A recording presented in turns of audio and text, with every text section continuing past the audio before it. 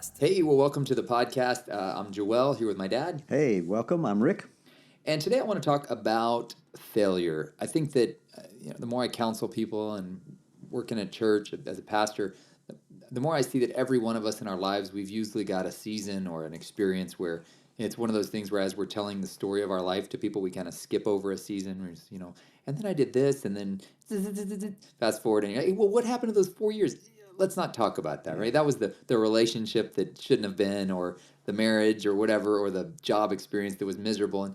And I think we've all got things in our life where we look at it, we would say that was a failure. And when I think about failure, what immediately comes to my mind is it me? No, it's not you. It's something that happened here we're actually recording this in Kerrville, just a few miles from here. This thing called Trinity World Outreach that was I was part of that. Yeah. Yeah, it was a vision started by this guy who, I mean, God bless him, but he basically dumped the vision on you. And once we, it was a horrible experience in my mind for our family. In fact, I kind of joke that God delivered us from that experience by moving us to a war-torn country in Central America. And then that was deliverance from the experience here in Kerrville. It really was a lot easier.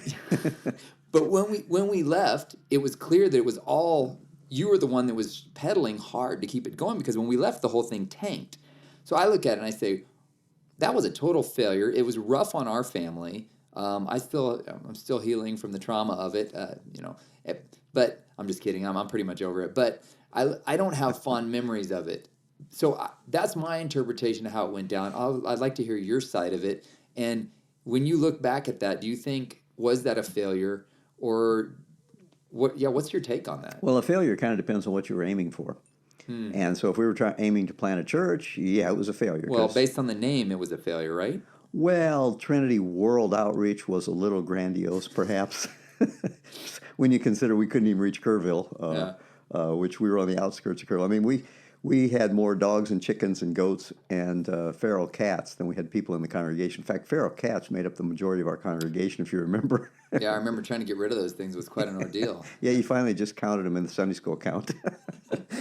Yeah, we were outside. We were in the sticks. We were out in the rural area, and so it was supposed to be a missionary training center. That was the idea for the 18 acres of land that mostly meant a lot of land to mow and a lot of fire ants that would short out the electricity and all kinds of crazy things. But I was there to plant a church connected with the missionary training center. And as you said, after we left, within a year or two, the whole thing folded.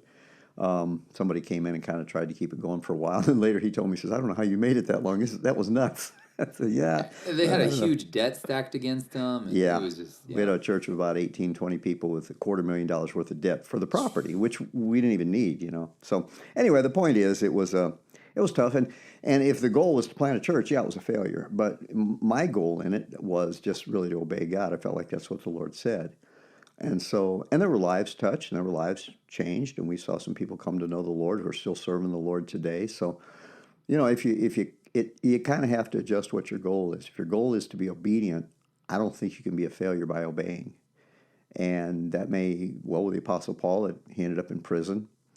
All the other disciples ended up martyred by being obedient. The story's told that Peter turned to leave Rome.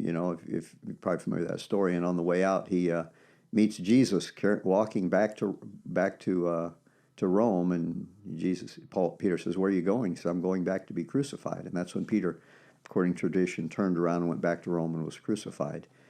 That's some sort of apocryphal legend. It's kind of a Catholic tradition, okay, but I don't know. It may have happened. Quo vadis, I think, was the statement. I'm going. I missed that in my Catholic. Oh wait, I'm not Catholic. You missed that. Huh? Well, okay. Read a little more, my friend. I was being raised out by chickens in the country. Right. Yeah. You're raised by Pentecostals. We can't blame you for not knowing anything about Peter. Anyway. So the point is that it depends kind of what your goal is. I don't remember what the point of that story was now, but what's the goal? Yeah, and so Peter ended up, he was crucified upside down. Yeah, right? Was he a failure in that? But if the goal is to obey, I don't think you can be a failure. I often think of the Apostle Paul. I'm called to be the apostle to the Gentiles, to reach the Gentile world. And you can imagine when he's sitting in prison in Rome, and he'd been warned. Remember Agabus there saying, "The man who wears this, is going to be." He'd been warned, and he ends up in prison, sitting there, and all he can do is write a bunch of dumb letters to these little churches. And you think, well, thank God for that, right? And so it would be, of course, I don't know what he thought, but Those letters, of course, becoming the Bible. yeah, Yes. most of the New Testament Yeah. there. And you wonder if he ever wondered, like, oh, what am I doing here the last years of my life? Well, he was home, prison bound at home for a while too, but the point is, he's not free to go to the Gentile world to preach the gospel. Did he feel like he was a failure? And so that's where I say we're in the middle of the book. You can't really judge failure or success until the end of the book. But if you're being obedient, then I think that's the best. That's the definition of success. Did you do what the Lord said to do? So if you're out there, somebody's out here listening saying, man, I feel like I'm a failure. You know, I tried a ministry. I felt like a failure after we had to close that ministry in Acapulco. We talked about in that previous episode. I kind of felt like I had gone down there to revitalize something, and instead we just shut it down. So Yeah. if you feel like you're struggling with a failure, what are some things that, like, what's the consolation? I mean, because some people would say, well, I was doing what I thought God told me to do, and it still failed. Yeah. Is it possible that God would, is there such, I mean, I guess you call it divine failure. God sets you up to fail? Oh, I think so. Yeah, I think he actually does set us up to fail sometimes. In fact, I remember one time I had been stabbed in the back, I guess would be a nice way to put that. I'd been betrayed. Had been, people that I had invested in and put a lot into had kind of done some things that weren't really ethical. And I asked the Lord one time, I said, God, if I allowed my kids to treat one another the way you allow your kids to treat one another, I'd be a horrible father. And what's that all about? And I felt like the Lord said, not only do I allow that to happen, because obviously he allows that to happen, and he seems to not do anything about it, but I felt like the Lord just dropped into my heart that not only do I allow that to happen, but sometimes I orchestrate it because I need to know if I can trust you with a bigger responsibility. Because if this little thing wipes you out, the bigger your responsibility is, the bigger the slings and arrows of misfortune that are going to come your way, all those. And so it's almost like, can I trust you with this little betrayal? Because if I can, then I can give you a bigger responsibility. If this one wipes you out, if the training wipes you out, you don't want to get in the real ring. And so I feel like a lot of times God, for two reasons. One, God sometimes allows those failures to come into our life just to see, are you going to trust me, or are you trusting your own vision, your own dream? And then the second thing is, failure gives us a life message. Because it's one thing for me to talk about, how God will bring you through this, but if you've never been through it. I remember we had a couple, we were going to do a marriage seminar at our church one time, and they were a real sweet couple, and they got up in front and they go, we know what it is to struggle in our marriage. Why? When we met at Bible college, we didn't always get along.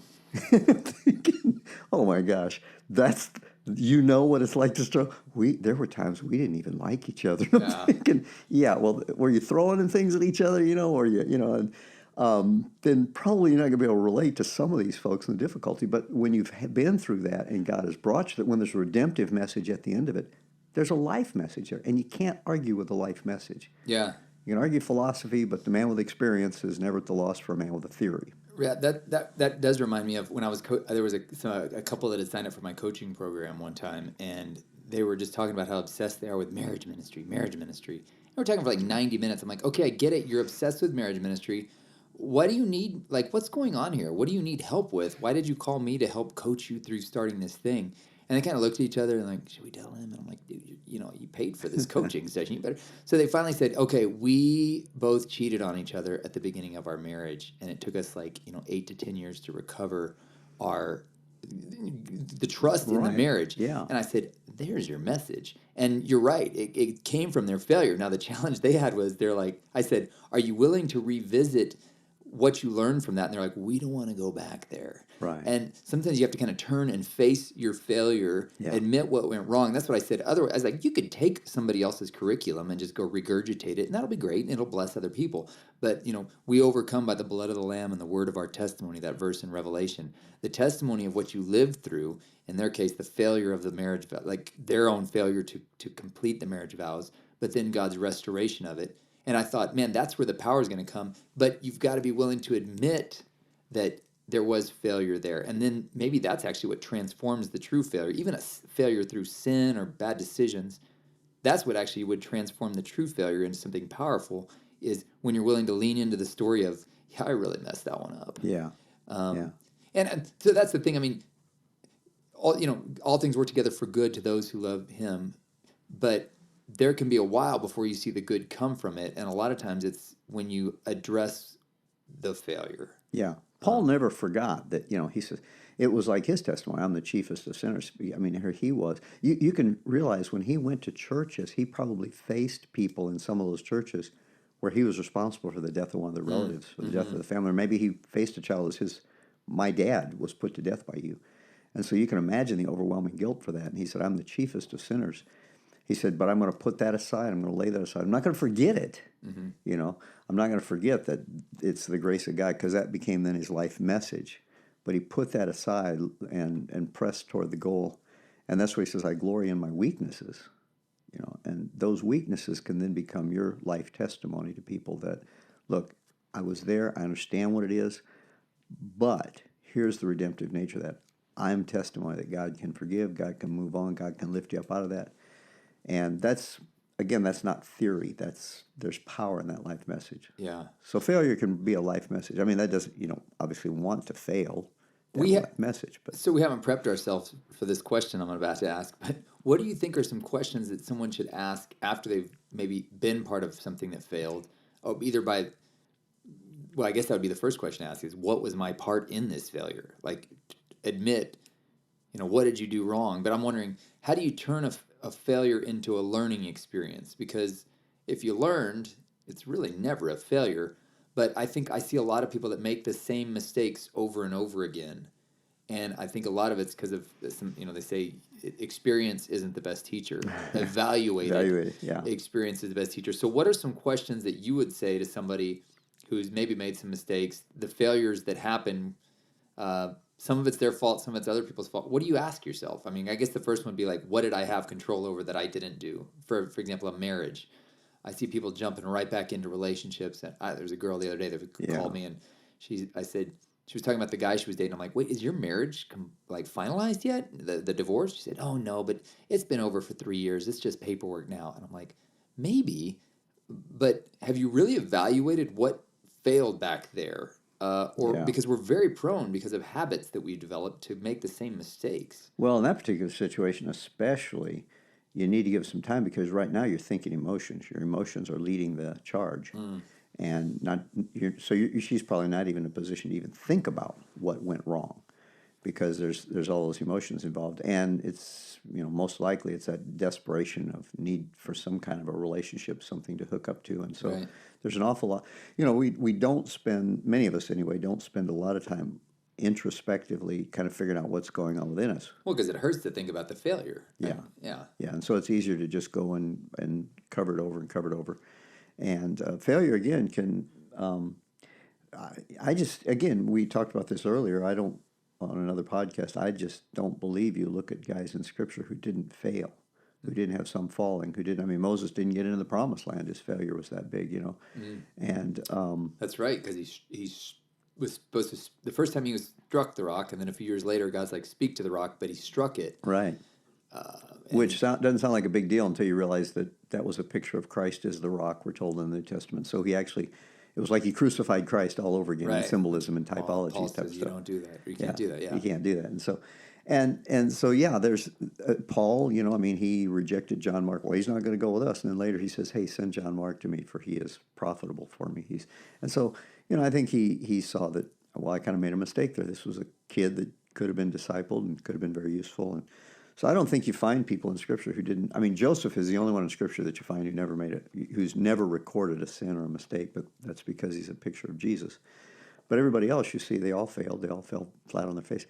And the key is to evaluate what happened as best you can, and you may not know, because a lot of times it takes a while getting down the road, because it's so the wounds are so fresh right there, and your own tendency to protect yourself and justify yourself and make up excuses, all those things might not allow you to evaluate it real accurately. So you're saying, just to make it clear, for example, the girl that was already dating, you can't properly evaluate when you're still have the emotional pain of the failure. Right. You have to be a little separated from it. Yeah, because all you're feeling right now is the pain, and you're not really able to that makes sense, know what's going on. So and that's where advisors, as you've said before, the wisest man in Scripture, Solomon, also is the one who spoke the most about the necessity of counsel. Mm-hmm.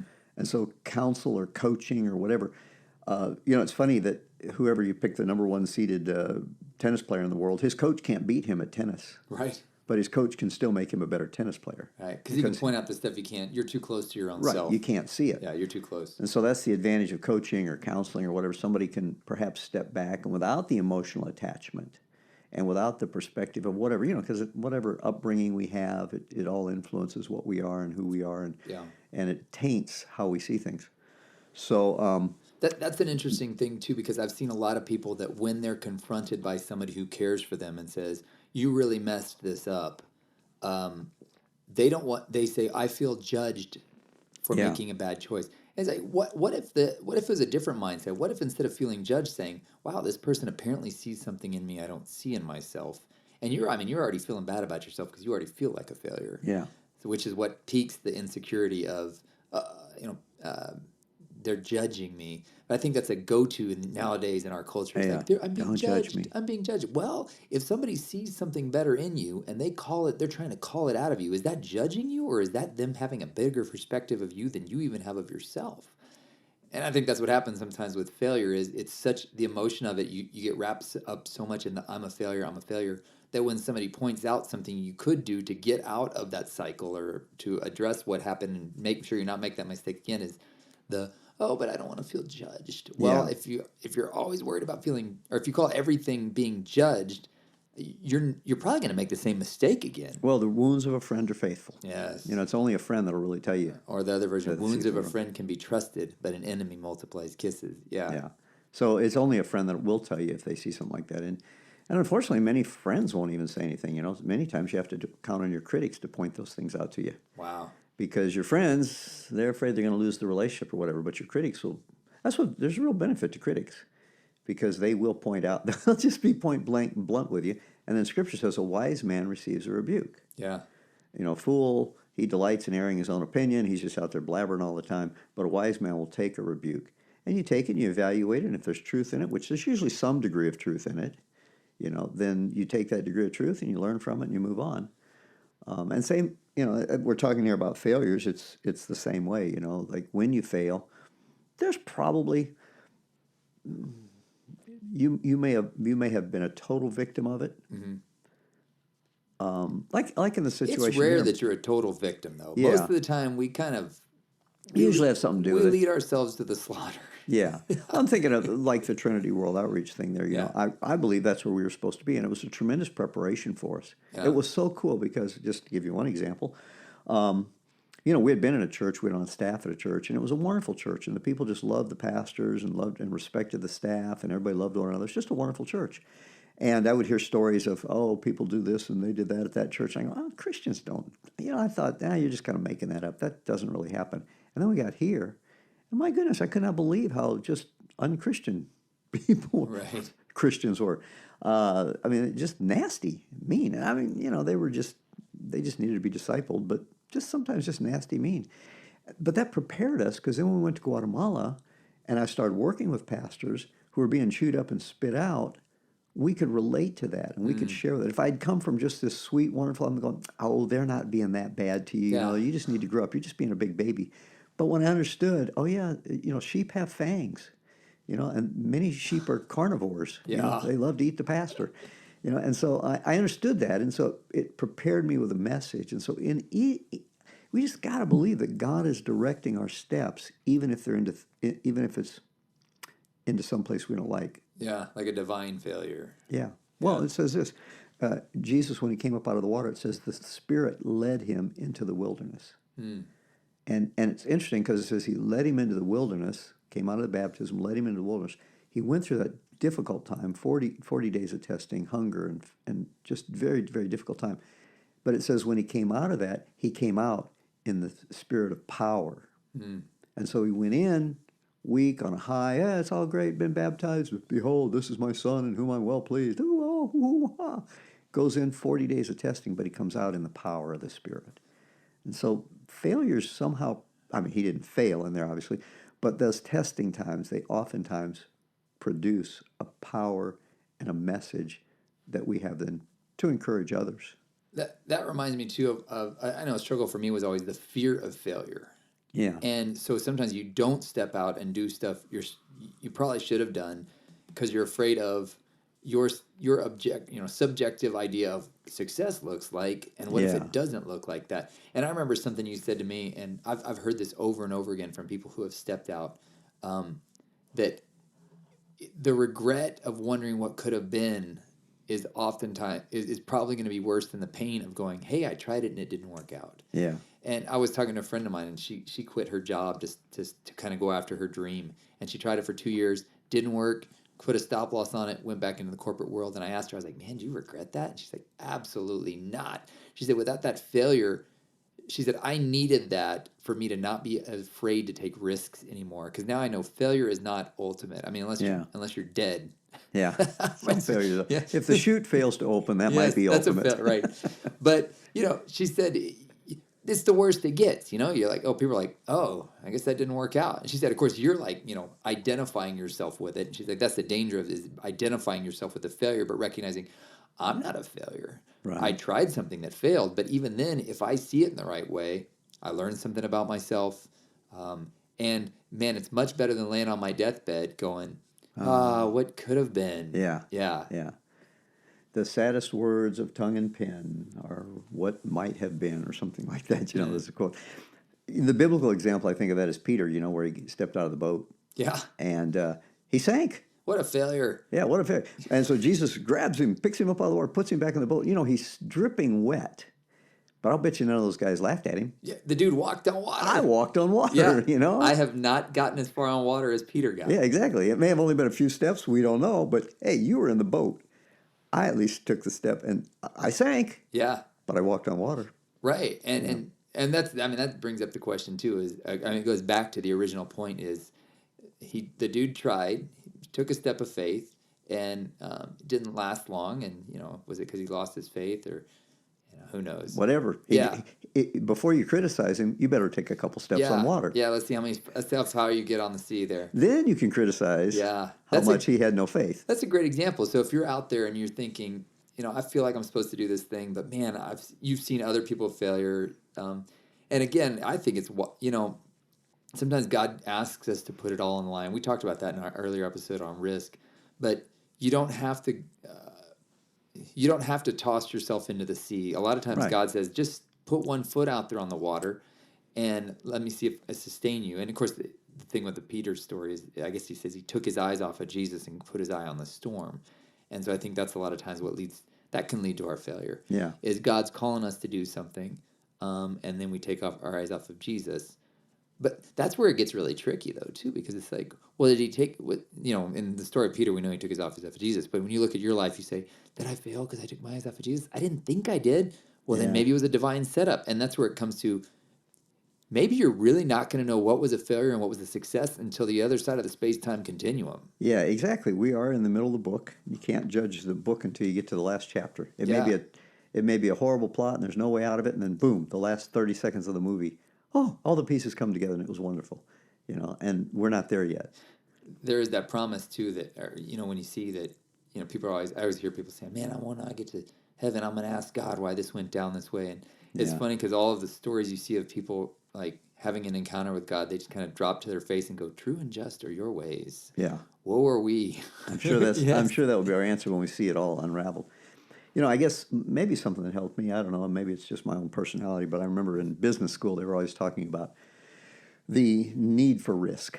And I remember this one story about this. I believe it was an IBM executive, and he'd made the best decision he could, and it cost him the company like $3 million or something, So Monday he's called into the boss's office, and he walks in. The boss says, "I suppose you know why you're here." And the guy goes, "Yeah, you're going to fire me, right?" And he goes, "Fire you? We just invested $3 million in your education. We can't afford to fire you. I'd be a fool to fire you now. We got way more life. We gotta learn from this thing. This just cost us a bunch." And I remember that when we were in Guatemala, if you remember, if you wanted to buy a table, like a handmade table, you went to this one street. If you wanted to buy, you'd go down one street and it had all the same craftsmen. Everybody had the exact same thing. Exact same thing. Yeah. You go down another street, and all the same crafts on that street. You go down this street, that's where you buy the shoes. You go down this street, that's where you buy the bookshelves and whatever. All the same stuff. And one of our neighbors was a teacher at the college in the business school, and he said one of the hardest things, I was pointing that out to him, I said, it's kind of funny that you go to that street. He said, what happens is, he said, the hardest thing we have to teach our people is the value of risk because they're afraid they're going to fail. Yeah. And so a guy gets a job working for this guy to make tables, and he learns how to make tables, and he learns how to make one size, one shape, one everything. And then he decides, well, I can do this on my own. So he's going to launch out, but he's afraid to move across town Yeah. because maybe nobody will come across town to buy tables. So he opens up a shop right next door to the guy he used to work for and makes the exact same table. And then a guy comes to work for him, and they train him. Before long, you got this whole street of people. Exact same table, same size, same dimensions, no difference to it because of fear of failure. Yeah. They're afraid that if they go somewhere else or do something else, they're never gonna make it. And they live so close to the edge anyway that, wow, if I don't sell this many tables this week, my family may go hungry or something. So then, in that case, the failure is not taking a risk. Exactly. Yeah. Yeah. And so they end up, they could go across town, be a little more convenient to the people that buy those kind of tables maybe, or and maybe sell twice as many or change. We talk about differential advantage here, the marketing concept of what makes your product stand out. Mm-hmm. But they won't do that because of the fear of failure. Yeah. I think many times we're the same way. I just want to do what everybody else is doing because I don't know if that'll work. If I step out and try something different, it might fail. It might. And who knows, you might run across. You think of, we were talking about Steve Jobs earlier, the Apple, Well, when they first came out with personal computers, I was with everybody else. Like, why would anybody want a personal computer? What are you going to do with that thing, Yeah. We didn't see the potential for it yet. No, who needs one of those? I heard a quote by Henry Ford. He said, if I'd asked the people what they wanted, they'd have wanted faster horses. Yeah. And so he was willing to take that risk and maybe fail. And the pages of history are littered with people that failed, who were Seward's Folly and Fulton's Folly and all these goofy ideas, that ended up buying Alaska for us with all these oil reserves and ended up creating a quicker way to harvest cotton. So the first one, faith and risk go hand in hand. Yeah. It's that, what would you do if you weren't afraid to fail? Like, if you knew you wouldn't fail, what would you do? Yeah. And go out and try that. And I had a guy write me yesterday, and he said, hey, I finally feel like I'm supposed to step out and take this risk and write this book. My worry is that it's going to be a failure when I write it and nobody's going to read it. And I wrote him back and I said, it probably will be. But now that we have that out of the way, you should go ahead and do it anyways, because Right. you don't know what God wants to do through it. Yeah. And I think that's where we are at any season of our lives is there's a risk of failure. I mean, you can have the most secure plan in the world and it could fail because of something outside of your control. But the worst failure is, I think the worst failure is it goes back to what you said at the start, is if you're obeying God, doing the best that you know how to do what he told you to do, then you leave the outcome into his hands. Yeah. A.W. Tozer said, faith dares to fail. We serve a God who isn't afraid to have us fall on our face, isn't afraid for us to fail. And I think, parents that way, you think of it as you're now a parent too, you're beginning to see this, like with a kid, as they're learning to walk, if your child never falls down, they're never going to learn to walk because falling down is a part of learning to walk. And the only thing you want to do as a parent is try to make sure that when they fall, they're not hitting their head on a corner of a sharp table or, getting poked in the eye with something in the kitchen or something, But you expect them to fall. Yeah. You would be kind of concerned if they just sat there because they're not going to get up and try and walk. Well, if I try to walk, I may fall. You will fall. Yeah, you're going to fall. That's a part of learning. It's thinking long game. Yeah. That, you're going to fall right now, but you don't even know what's ahead that requires you learning this skill right now, which is what shifts every failure into a learning opportunity. Right, If you think of it like, this is the end all, this thing I just tried and failed, this is the end all, but it's not the end all until you're standing before God. And then he's like, your life is done. Yeah. But until then, everything that, if you'll let him, you can be confident that every failure, and be honest about where your part in the failure, that he's teaching you something along the way and you're learning. Yeah, and he will build upon that too. I mean, like I said, the struggles and the difficulties we went through with the people there at the church, that's what enabled me. It gave me a message to share with the pastors there in Guatemala because I could relate. I mean, they thought we came from Texas. Everybody in Texas drives big Cadillacs with longhorn steer horns on the hood. Man, we had to take offerings for people who lived in mobile homes, and they were going to literally freeze to death because they had no gas, and they were going to. I mean, those little things get like ice boxes. They were going to freeze if we didn't take up an offering at the church for them. So to be able to go down there and say, "Look, I know what it's like to." I mean, it's a different level of poverty, but it's still poverty. Yeah. And so it gave us a message where we could relate to them. And I can remember watching their eyes many times when I'd be talking about that to them because I'd share those stories, and they were just like aghast, like, "Are you kidding me? Really? You kind of been there and done that. You understand this." Yeah, and until you've had that failure, well, it was another episode we talk about, I don't trust the guy until he's walked with a limp. Yeah. Something like that. Unless he walks with a limp. The guys that have experienced failure and then they made it through on the other side and they can talk about it, and then it's encouraging to you when you say, "Oh, yeah, by all practical, according to everything, like the standards of what success is, that was not a success, but they survived through it. They're here on the other side, and they're moving forward with it." And I think that's one of the problems. You start off with saying that we skip that part of our life story, and that just kind of we do, and I think that's really being disingenuous, and in many ways, that is what causes so many problems for people, the fact that we skip those parts of the story. I remember when we were trying to build this little church out here that we talked about earlier, there was an article running in one of the Christian magazines, the 10 fastest growing churches in America, and one of them was this church up in Rockwall, and this guy goes, "Well, I don't know why, I'm mystified. I don't know why God chose to build this big church up here in Rockwall. We're out in the middle of nowhere."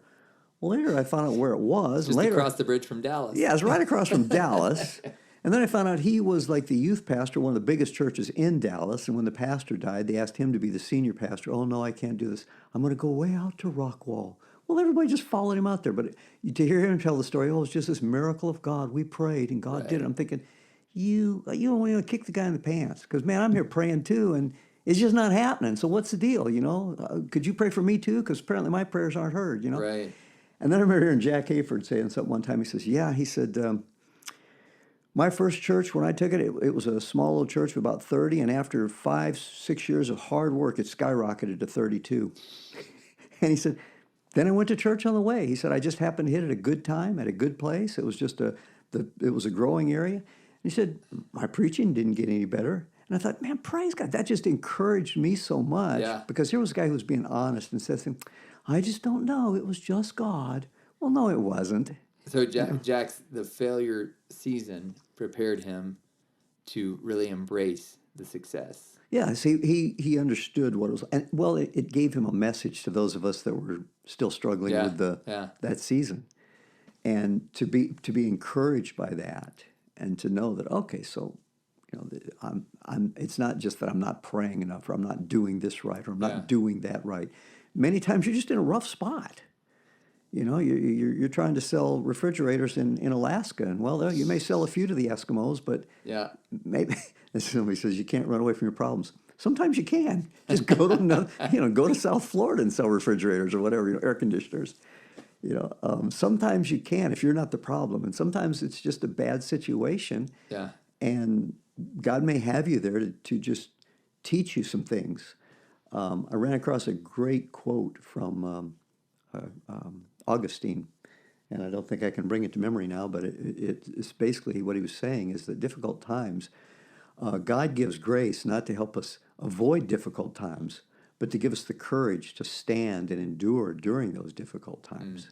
And that's what grace is really all about, not avoiding all the problems, but being able to stand and trust God through them. That, okay, God, I don't understand what's going on here. Looks like a total failure. I thought I was following you. Here I am sitting in prison writing these little letters to these little churches that I hope will get circulated. And I'm just going to trust it all to you. It's in your hands. The Apostle Paul. And when you go with that attitude, you can't fail. Yeah. If you're being obedient, I really don't think you can fail.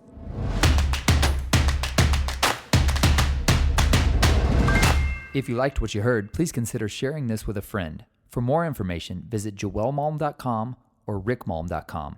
Thanks for listening.